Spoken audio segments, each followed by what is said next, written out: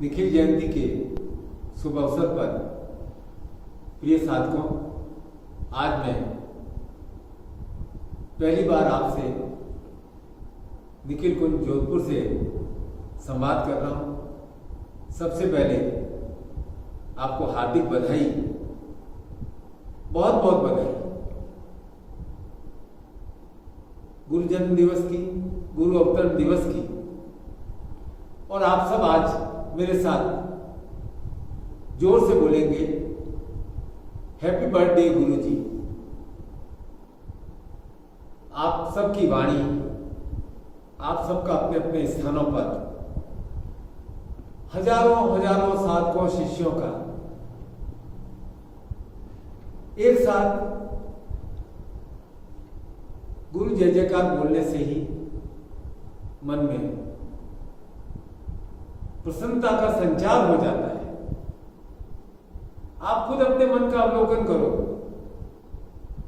कितने आप प्रसन्न हो रहे हैं। आज पंडाल नहीं है, कोई बात नहीं, हम पूजन कर रहे हैं, हम साधना कर रहे हैं, उत्सव संपन्न कर रहे हैं। ये दिवस सबसे अधिक महत्वपूर्ण है आपके लिए, मेरे लिए, सभी साधकों के लिए।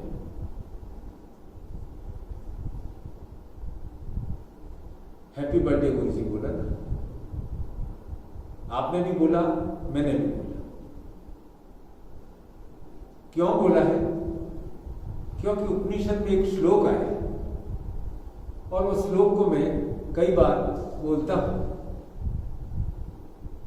ओम सहनावतु सहनो भुनक्तु सवीर्यं कर्वावहै तेजस्विनाधीमस्तु मां विद्विषावहै।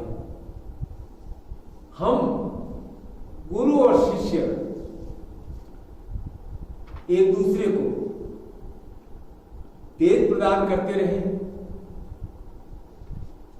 ईश्वर हमारी रक्षा करे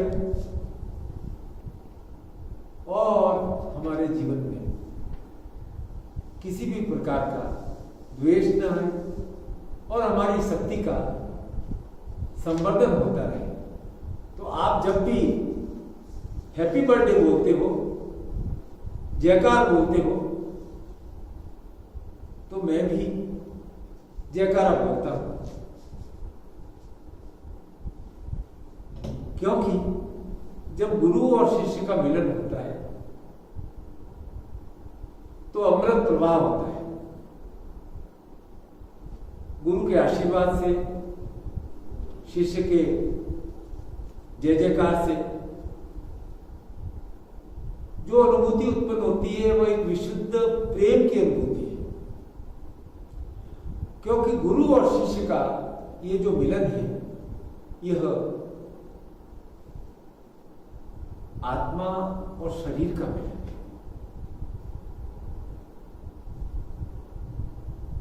आत्मा कब प्रसन्न होती है? जब वह किसी शरीर से मिलती है, इसीलिए हम संसार में आते हैं। इसी प्रकार जब शरीर को आत्मा मिलती है तो शरीर प्रसन्न होता है। तो जब शरीर और आत्मा का मिलन होता है तो अमृत का अनुभव होता है। तो इसी प्रकार गुरु और शिष्य की भेंट आत्मा और शरीर के मिलन है और उससे प्रसन्नता रूपी अमृत का जन्म होता है। अब आप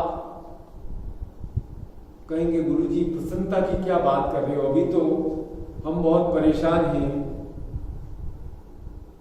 कोरोना की कुछ बात करो, आप कोरोना से डरे हुए। अरे भाई, कोरोना क्या है? एक विषाणु,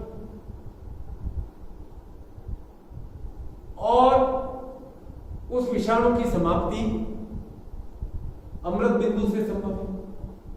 जहां अमृत आएगा वह विष समाप्त हो जाएगा। और अमृत आएगा कैसे? अमृत बिंदु का उत्पन्न कैसे होगा? गुरु और शिष्य के प्रेम से आपके हृदय में भी अमृत बिंदु उत्पन्न होगा, मेरे हृदय में भी अमृत बिंदु उत्पन्न होगा। अरे भाई, जब गुरु और शिष्य का मिलन होता है, वहां कोरोना क्या कोई भी बाधा होती है वह समाप्त हो जाती है।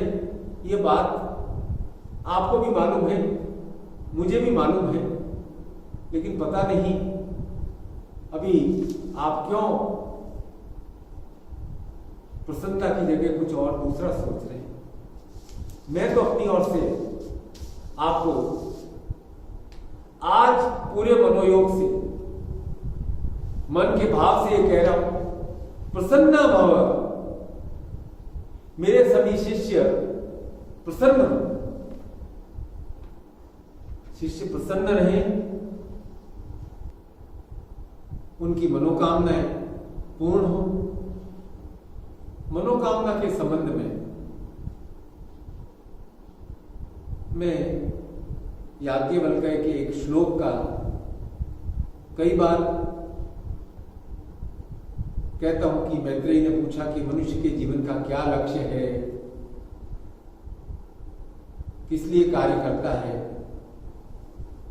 तो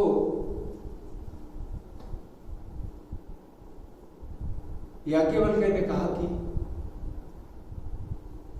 आत्मा वारे अरे द्रष्टव्यम श्रोतव्यम मंतव्यम, कि यह मनुष्य अपनी आत्मा की प्रसन्नता के लिए, आत्मिक सुख के लिए ही इस संसार में कार्य करता है, गतिशील रहता है।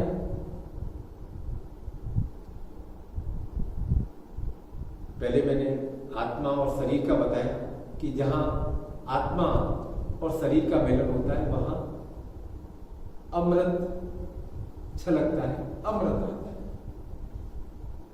तो हमारा सारा कार्य आत्मा की प्रसन्नता के लिए है, शरीर उसमें हमारा सहयोगी है। इन्हीं याज्ञवल्क्य ऋषि ने एक ग्रंथ रचना की थी, शतपथ ब्राह्मण। उसमें सृष्टि के संबंध में बहुत विस्तार से वर्णन आया है। सृष्टि के रचयिता कौन? मनु। कि किस प्रकार मनु ने संघर्ष कर इस मानवता को, सृष्टि को बचाया, और इस कार्य में उनकी सहयोगी कौन बनी? श्रद्धा। सृष्टि के संचालन में, निर्माण में, संवर्धन में मनु की सहयोगी बनी श्रद्धा। और श्रद्धा का अर्थ क्या है? अमृत बिंदु। अब तुम्हारे मन में बहुत भय है, संशय है कि अरे भाई, एक विष का अणु है, विषाणु है, कल क्या होगा। तो मैं आपको स्पष्ट तौर पे कहता हूं कि विष, विषाणु की समाप्ति आशा से ही हो सकती है। केवल और केवल श्रद्धा ही इसे हरा सकती है, क्योंकि श्रद्धा और आशा अमृत बिंदु, जहां अमृत आया वहां विष समाप्त हुआ। इसीलिए एक बहुत सुंदर पंक्ति है, मैं सुनाता हूं आपको शक्ति के संबंध में। हे शक्ति, तुम केवल श्रद्धा हो। क्या कहा? हे शक्ति, तुम केवल श्रद्धा हो। विश्वास रजत नव पग तल में, सब जगह शक्ति कौन? हे शक्ति, तुम केवल श्रद्धा हो। विश्वास रजत नव पग तल में, पीयूष स्रोत सी बहा करो जीवन के सुंदर समतल में। कि मूल शक्ति क्या है? श्रद्धा। श्रद्धा, इसीलिए हम शक्ति की प्रार्थना करते हैं। तो सबसे पहले कहते हैं या देवी सर्वभूतेषु श्रद्धा रूपेण संस्था, या देवी सर्वभूतेषु शक्ति रूपेण संस्था, नमस्तस्यै नमस्तस्यै। या देवी सर्वभूतेषु मात्र रूपेण संस्था, नमस्तस्यै नमस्तस्यै नमस्तस्यै।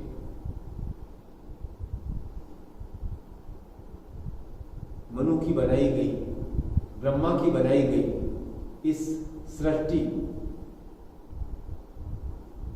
में सहयोगी कौन? श्रद्धा। आप निखिल शिष्य,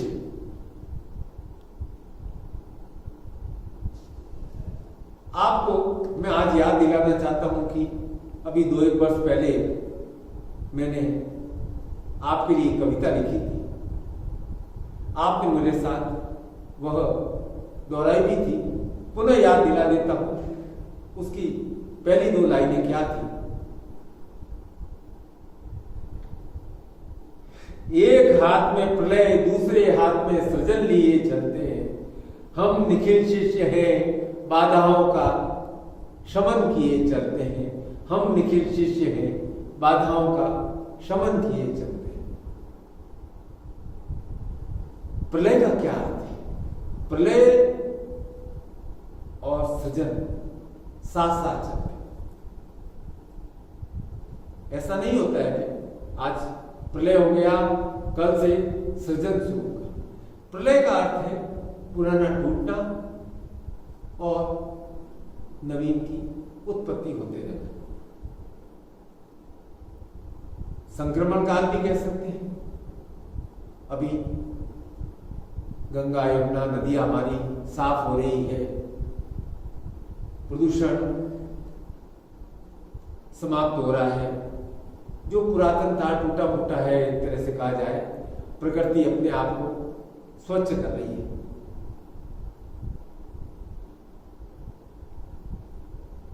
लेकिन और कुछ विशेष बातें भी हो रही है।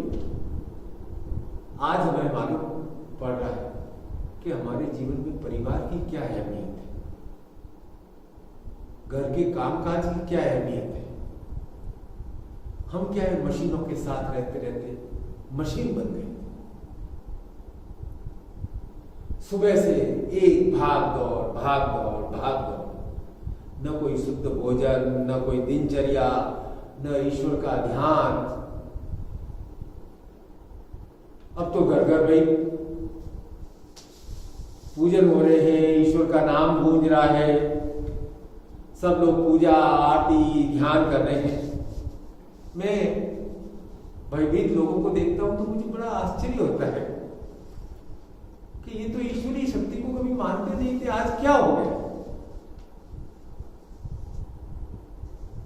सब लोग कह रहे त्राही माम, ओम नमः शिवाय, ओम नमः शिवाय, हर हर महादेव, हर हर महादेव।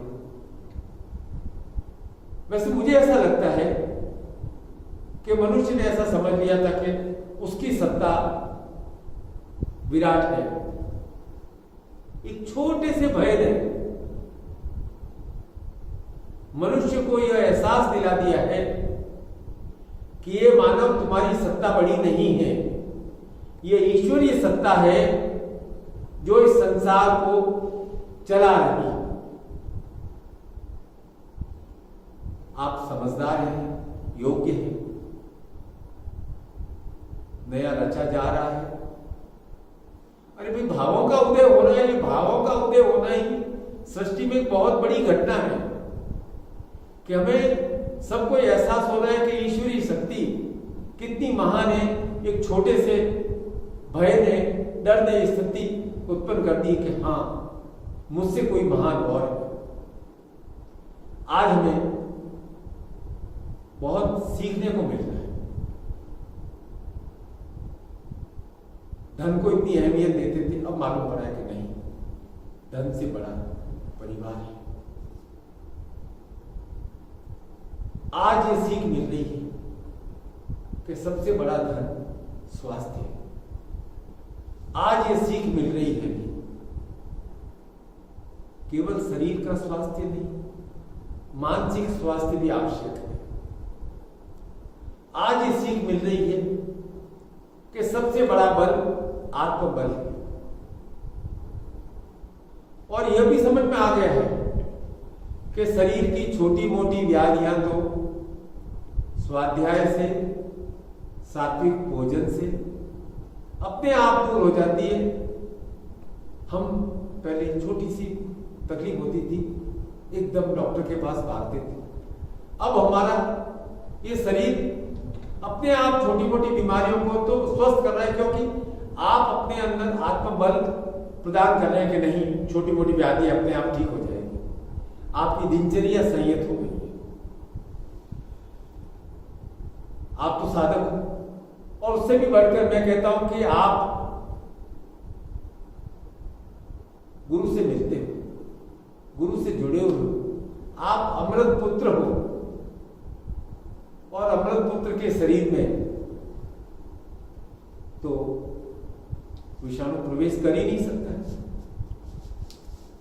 अब ये विषाणु कोई दूसरे रूप में आ सकता है यदि आपने फिर भी समझदारी नहीं रखी।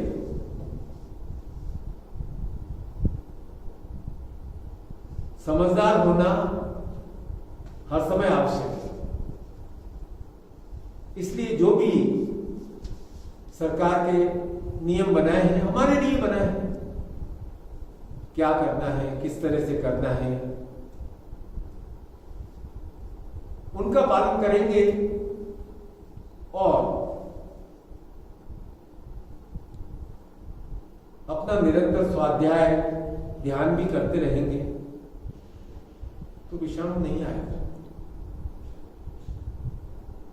इस महासंकट के समय एक विचार अवश्य आता है। हम मन के भीतर प्रवेश कर रहे हैं। मेरे जीवन का लक्ष्य क्या है, किसके लिए कर रहा हूं।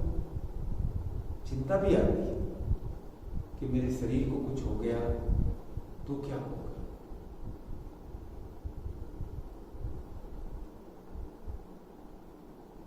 चिंता मत करो, आप मनुपुत्र हो, आप सृजन करता हो, पर आपके लिए आवश्यक है कि आप श्रद्धा को अपनी सहयोगी बनाओ, श्रद्धा को अपने पास रखो। बस समस्या इतनी है, मन की समस्या है। मन की समस्या है चिंता, और मन की समस्या का निदान है श्रद्धा।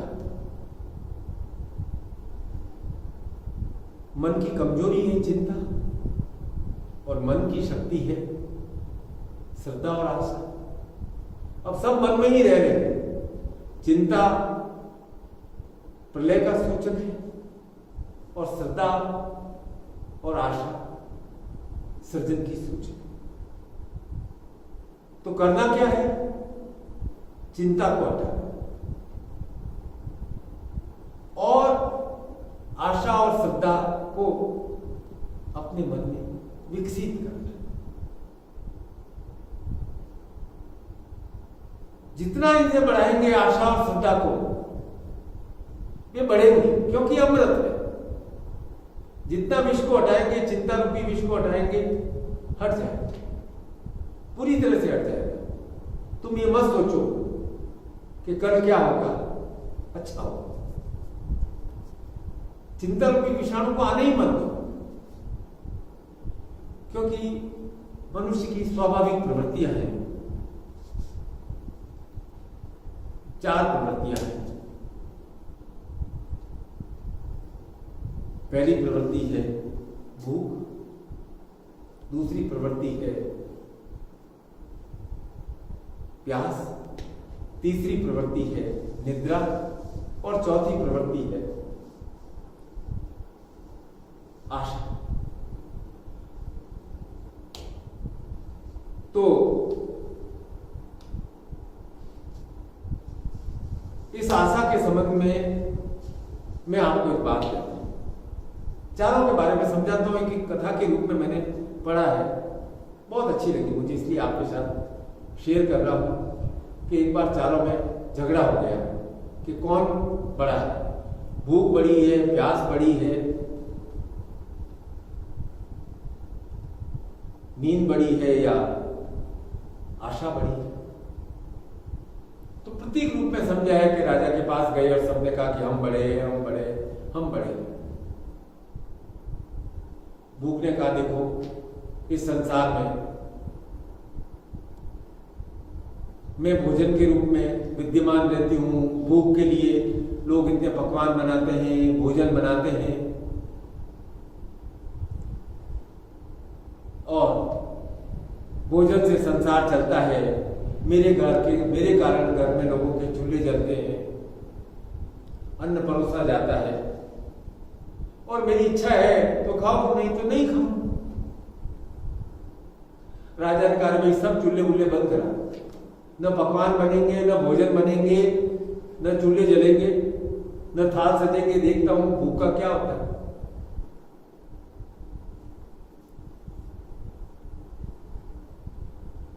सुबह हुई, कोई अन्न वगैरह नहीं बना, शाम हो गई, रात हो गई, देखा कि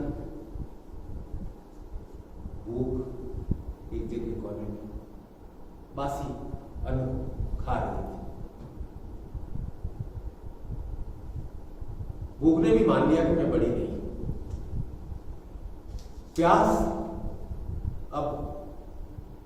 प्यास ने कहा मैं बड़ी हूं, मेरे कारण ही लोग संसार में कुएं बनाते हैं, जलाशय बनाते हैं, मटकों में रखते हैं, अब आजकल फ्रिज में रखते हो आप। मेरी इच्छा है तो मैं पीऊं, नहीं तो नहीं पीऊं। अब राजा ने कहा कि भाई कोई जल को भर करके नहीं रखेगा, सब जगह पहरे।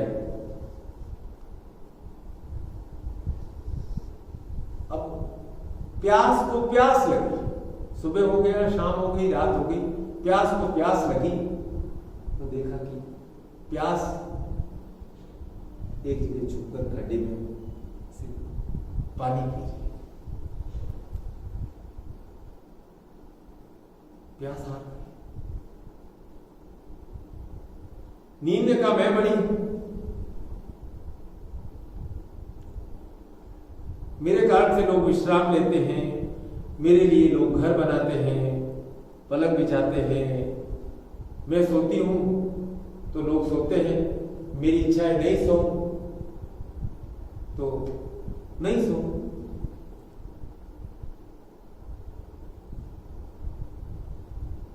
उसने भी अपनी पूरी कोशिश कर ली, सुबह हुई, शाम हुई, रात हुई, आखिर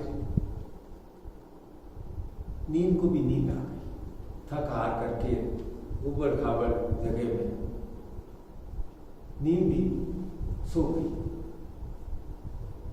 तब यह प्रूव हो गया कि भूख, प्यास, नींद बड़ी नहीं है। लेकिन राजा के मन में प्रश्न आया कि आशा तुम तो ये सिद्ध करो कि तुम बड़ी कैसे हो।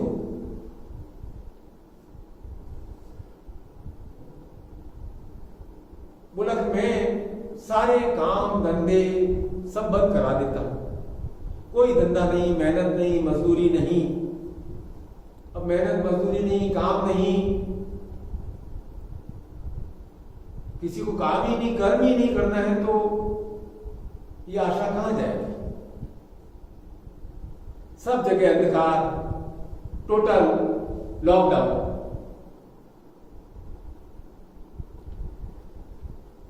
भ्रमण को राजा ने किया, देखा कि एक जगह एक कारीगर छोटा सा दिया जला करके टिमटिमाटे प्रकाश में अपना काम कर रहा।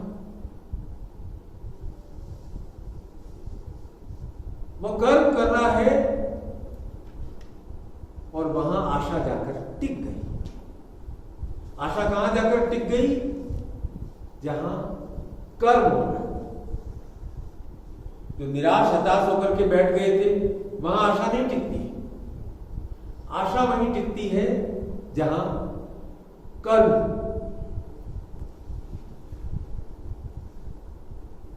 बात इतनी है कि आशावान बनने से ही कामना पूर्ण होती है, आशावान बनने से ही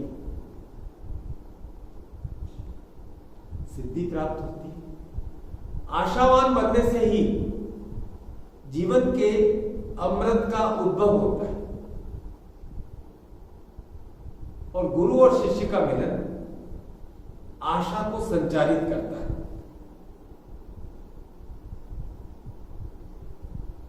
बात बहुत गंभीर नहीं है। आशा कभी निराशा भी बन जाती है।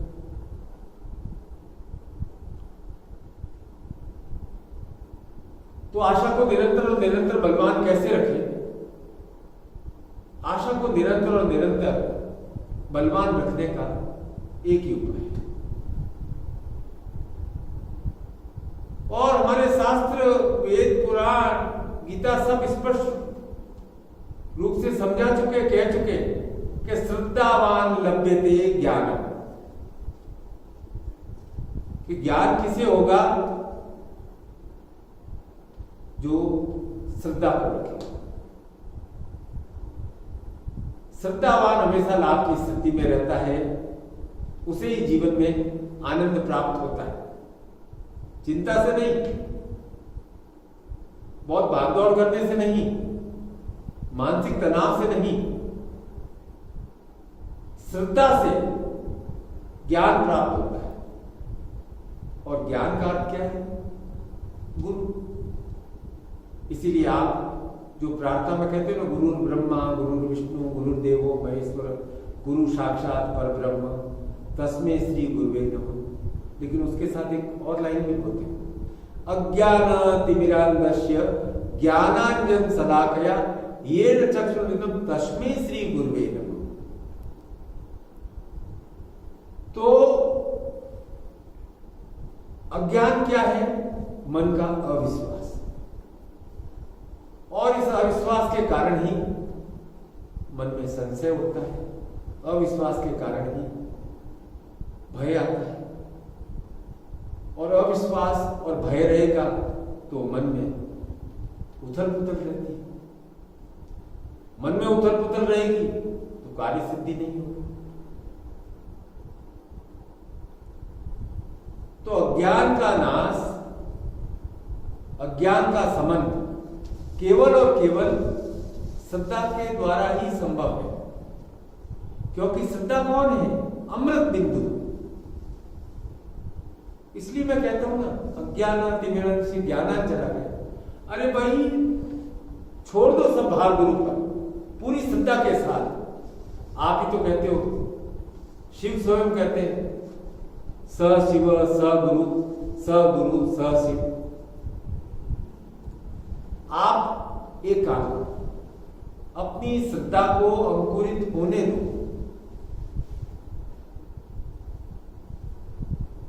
अपनी श्रद्धा को अंकुरित होने दो, होने दो, होने दो। नवीन का सृजन होगा, नवीन की यह रचना अपने आप हो जाएगी। अज्ञान अर्थात दोष समाप्त हो जाएगा, विषाणु समाप्त हो जाएगा, अज्ञान अर्थात चिंता समाप्त हो जाएगी। इसलिए मैं आज पुनः कहता हूं कि आज फिर बोलो, एक हाथ में प्रलय, एक हाथ में प्रलय, दूसरे में सृजन लिए चलते हैं। हम निखिल शिष्य हैं, बाधाओं का शमन किए चलते हैं। हम निखिल शिष्य हैं, बाधाओं का शमन किए चलते हैं।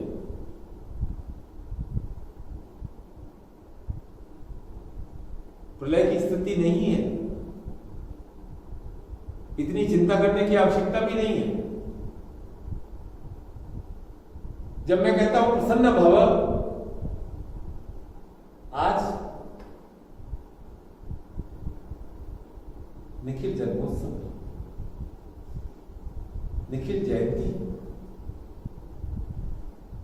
और आपको बड़े प्रेम के साथ, आनंद के साथ, ज्ञान के साथ मन की शंकाओं को हटाकर प्रयास तो करना पड़ेगा। आपके मन में ही चिंता का वास है, आपके मन में ही श्रद्धा का वास है। अब आपको लगता है कि कौन ज्यादा अच्छा है? निश्चित रूप से श्रद्धा और आशा ही जीवन में अच्छी है। चिंता तो अच्छी होती ही नहीं। चिंता शरीर का नाश करती है, मन का नाश करती है, चिंता क्रिया का नाश करती है। तो आज 21 अप्रैल को बहुत प्रेम के साथ गुरु पूजन करना है, साधना करनी है, गुरु मंत्र का जप करना है। और इस 21 अप्रैल के लिए मैंने आपको विशेष रूप से क्रिया योग साधना लिखी थी।